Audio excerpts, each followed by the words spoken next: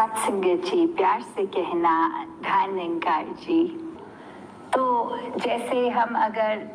प्रणों के ऊपर भी जाएं कि ब्रह्म ज्ञान प्राप्त करने से पहले जो वाउज होती हैं, जो एक प्रोमिसेस हैं, ये जो 5 प्रण हैं, जब वो देखे जाएं तो पहले में ही जहाँ ये तन मन धन सब इस परमात्मा की देन मानकर कि हमें एक सिर्फ एक रिस्पॉन्सिबिलिटी की तरह ये दिया गया है कि ये वस्तु है, इसका ध्यान रखना है। तो जहाँ वो बात आती है तो हमारे मन में ये एक सरेंडर की भावना कि हम जब सब अर्पित कर चुके हैं तो वो अभिमान नहीं है, वो एक हम्बल हो जाता है दिल। तो जहाँ हम्बलनेस की भी बात है, वहीं से ये जीवन हम एक इस गुण को अपनाते हुए कि अगर उदाहरण लें तो कोई व्यक्ति अगर अपने काम काज में, एक ऑफिस में, एक फैक्ट्री में अगर अपने पैसे जहाँ कोई इन्वेस्टमेंट की तरह भी लगा रहा है तो वो अपने पैसे मानकर अगर कर रहा है तो उसको इस चीज़ का भी अभिमान हो जाता है कि मैंने लगाया, मेरा देखो कितना मुनाफा हुआ, मेरी चतुराई कितनी अच्छी थी।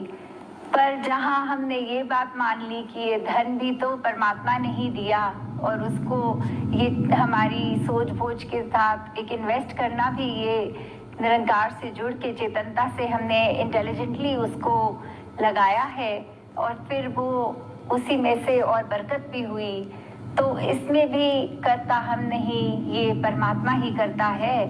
और कैसे फिर हमारी एक रिस्पॉन्सिबिलिटी और बढ़ जाती है कि कहने के लिए तो लोग ये भी कह देते हैं कि अगर परमात्मा ही में ही सब कुछ करना है तो हम आराम से घर बैठते हैं, इसको धन देना होगा तो हमारे कारोबार में और मुनाफा होगा। पर जहाँ ये कर्म की बात है तो वहाँ प्रैक्टिकली एक अपनी दुकान तक जाना, अपने कारोबार तक जाना, एक अपना कर्म जो करना है, जब तक वो नहीं आएगा तो साथ में फिर वो बात कि हमने और एक अटेंटिव होकर हमारी जिम्मेवारी और बढ़ गई कि अभी तक तो मैं मानता था कि ये मेरा धन है, मेरी दौलत है, तो इसको मैंने अगर उजाड़ भी दिया, नुकसान भी कर दिया तो भी क्या हुआ, मेरी ही थी। पर जब ये मान लेते हैं कि वस्तुएं भी तो परमात्मा ने दी हैं तो हमारी जिम्मेवारी एक और इस तरह बढ़ जाती है कि अब हमें एक एक चीज़ को इतने सेंसिबली यूज़ करना है। एक रिसोर्स जो मिले हैं परमात्मा द्वारा उसको हमने बहुत ही सोचकर किस तरह एक कोई भी ये तो उदाहरण का। तो इसी के रूप में अगर और आगे चलें कि दूसरे प्रण में भी ये जाति वर्ण आश्रम की बात आ रही है कि कैसे हमने अब एक अभिमान के रूप में कि अगर कोई ऊंची जाति का है, नीचा है, गरीब है, अमीर है, उन पहलुओं पर भी अगर हम गौर करते हैं तो हम अपने जीवन में प्रैक्टिकली ये कैसे मान लें तो वो एक ये ज्ञान की समझ आ जाती है। तो पता लगता है कि सोसाइटी में जो भी इंसान हैं वो ऊंचे नीचे नहीं हैं, उनके अंदर तो ये परमात्मा का अंश है, वो स्पिरिचुअल बीइंग्स हैं। बस फर्क इतना कि कोई कहीं पैदा हो गया है और कोई कहीं, तो उसके बेसिस पे हमने नफरत के भाव मन में नहीं लाने, वो ऊंच नीच, एक तंग दिल्ली, एक अपने आप को दूसरों से ऊपर मानना, ऐसे भावों को मन में नहीं लाने देना। हमने फिर एक और पहलू भी आजकल, मेरे पास तो बेहतर गाड़ी है दूसरे इंसान से, मैं तो एक बेहतर एड्रेस पे रहता हूँ, तो ऐसी चीज़ें भी मन पे आनी, ये भी हमारी एक स्पिरिचुअल बीइंग्स होने का प्रमाण नहीं दे रहा। हमने अपने आप को इतना नैरो नहीं कर लेना कि हम इसी में उलझ के इतनी दीवारों के बीच खुद ही अटक जाएं। तो आगे जहाँ तीसरे प्रण की भी बात होती है कि किसी के खाने पीने रहन सहन पे हमें नफरत नहीं करनी है, कि कैसे कोई व्यक्ति अपने कल्चर के हिसाब से कोई चम्मच से खाता है, कोई चावल खाता है, कोई कुछ प्रेफरेंस रखता है खाने में, तो क्योंकि वो हमारे साथ हमारी जैसी सेम मेंटालिटी नहीं रख रहे, हमें एक ऐसा मन में भाव आने लगता है ये हमसे अलग हैं और शायद हम ही ज़्यादा श्रेष्ठ हैं। तो बात ये नहीं कि ऐसा सच में है, पर ये हमारे अंदर खुद ही धारणाएं हमने बनाई हुई हैं। सब एक हैं, एक ही परमात्मा की अंश हैं, तो कोई किसी का कुछ प्रेफरेंस है तो उसको उस वजह से भी हम एक बात स्पिरिचुअलिटी से अपने आप को पीछे कर लेंगे अगर हम ये सोचेंगे कि वो हमारे जितने इक्वल प्लेटफॉर्म पे नहीं है, हमारे जैसे नहीं है। क्योंकि हर एक में हम जब अपना अक्स देखेंगे, हर एक में परमात्मा देखेंगे, तो ऐसी वेरिएशंस हमें फिर दिखेंगी ही नहीं, कोई हमसे अलग खुद हमें दिखेगा ही नहीं। तो यहाँ चाहे खाने पीने की बात आई तो अवतार वाणी में तो ये भी लिखा है कि खाना पीना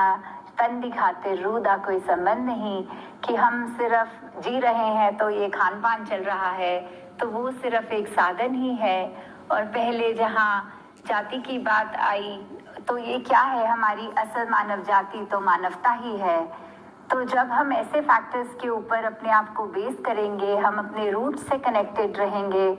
तो फिर ये मटेरियलिस्टिक ये माया हमको उलझा भी नहीं सकती, क्योंकि अंदर हमारे इतनी क्लैरिटी खुद के होती है कि फिर जो इंसान अगर जानता है कोई क्या रास्ता है, फिर अगर कोई गलत रास्ता भी बताता है तो हम गलत रास्ते नहीं जाते, क्योंकि अंदर हमें पता है कि सही चीज़ क्या है। तो वैसे ही आगे अगर चलें तो एक गृहस्थ के प्रण के ऊपर कि हमें एक गृहस्थी में रहना है, भक्ति को गृहस्थी के अंदर ही निभानी है, और ये अबैंडन करके अपनी रिस्पॉन्सिबिलिटीज़ कोई साधु बन के या कोई पहाड़ों पे नहीं चले जाना कि मैं अब अपनी ज़िंदगी में जहाँ रहता हूँ वहाँ सेटिस्फैक्शन नहीं है तो मैं अपने एनवायरनमेंट को उस तरह से कट ऑफ कर लूँ और बिल्कुल अपने ऊपर फोकस करूँ और समाज से कुछ लेना देना नहीं। तो जहाँ ये वाले प्रण की भी बात आती है तो इसको भी बहुत विस्तार में अगर सोचा जाए तो बात तो ऐसी है कि अगर कोई व्यक्ति परेशान है, क्रोधित रहता है हमेशा, तो फिर वो ये सोचे कि मैं अपने क्रोध को काबू यहाँ तो नहीं कर पा रहा, मैं कहीं दूर चला जाता हूँ, किसी से जंगल में ना मिलूँ और फिर मेरा क्रोध शांत हो जाएगा। तो ऐसा अगर किसी ने आजमाया भी तो 10 साल तक तो उसको कोई मिला ही नहीं, वो अकेला सिर्फ पशु पक्षियों में बहुत शांति से अपना जीवन जी रहा था। पर जैसे ही कुछ व्यक्ति उसको मिले इतने सालों बाद और उन्होंने कुछ पूछा, रास्ता पूछा कहाँ जाना है, जंगल में खो गए हैं, निकलें कैसे, तो एक बारी तो रास्ता वो बताया और फिर दूसरी बारी फिर क्लैरिटी के लिए उस व्यक्ति ने बोला कि यहाँ से फिर हम कितने किलोमीटर सीधा जाएं। फिर उसने समझाया कि नहीं वो रास्ता नहीं, ऐसे जाना है। फिर तीसरी बारी फिर जब वो व्यक्ति ने कहा कि ये अभी भी ज़्यादा क्लियर नहीं हो रहा है, अब कृपया मुझे और अच्छे से समझाएं कि मैं जंगल से बाहर कैसे सड़क तक जाऊं, तो फिर उस व्यक्ति को क्रोध आ गया। तो बात वही कि उसके अंदर का जो क्रोध था वो तो कायम ही रहा। उसने ये तो सोचा कि मैं अपने एनवायरनमेंट से एक तरफ से निकल के दूसरे पे जाऊंगा तो क्रोध शांत हो जाएगा, पर ऐसा हो नहीं पाया क्योंकि ये क्रोध अंदर की चीज़ थी, इंटरनल थी, इसका एक्सटर्नल स्टिमुलस से कोई वो लेना देना नहीं था। जिस तरह एक अगर किसी का फैक्टर ये भी होता है हो बात, हम स्पिरिचुअल को एक एफर्ट करके ना अपने जीवन में कि यहाँ स्टेज तक पहुँचना है, उसको एक कार्य की तरह ना बना ले, पर वो ऐसे ही अपने आप हमारे अंदर ढलती जाए कि हम स्वयं स्पिरिचुअल हैं तो उसका प्रमाण खुद ही बन जाए। तो फिर दातार ऐसी कृपा करे सभी पर कि एक जीवन वाकई ही दिल से जुड़ा हुआ इस परमात्मा के साथ,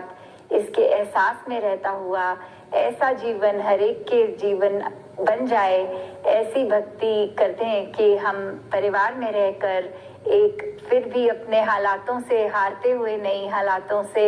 अपने आप को कट ऑफ करके नहीं, पर उसी में रहकर उसी की ही फिर भी रस में ना इतनी माया की आए, निरंकार का ही हम एक इम्पैक्ट अपने अंदर रखते हुए ऐसे जीवन को जीते चले जाएं। साथ संगत जी, धन्यंकार जी। साथ संगत जी प्यार से कहना धन्यंकार जी। साथ संगत जी दासी आप जी के समक्ष 5 प्रण रखने जा रही है, कृपा करना जी। पहला प्रण है तन मन धन प्रभु निरंकार की देन है, इन्हें प्रभु की देन समझकर जीवन में प्रयोग करना है और इनका अभिमान नहीं करना। साथ संगत जी दूसरा प्रण है जात पात वर्ण आश्रम आदि का अभिमान नहीं करना। सासंगत जी तीसरा प्रण है किसी के खान पान और रहन सहन पर आपत्ति या नफरत नहीं करनी। चौथा प्रण है सासंगत जी गृहस्थ में रहना है, वेशधारी साधु संत फकीर बनकर समाज पर बोझ नहीं बनना। पांचवा प्रण है सासंगत जी सतगुरु द्वारा दिया गया ब्रह्म ज्ञान सतगुरु की आज्ञा के बिना नहीं खोलना। प्यार से कहना धन्यवाद जी।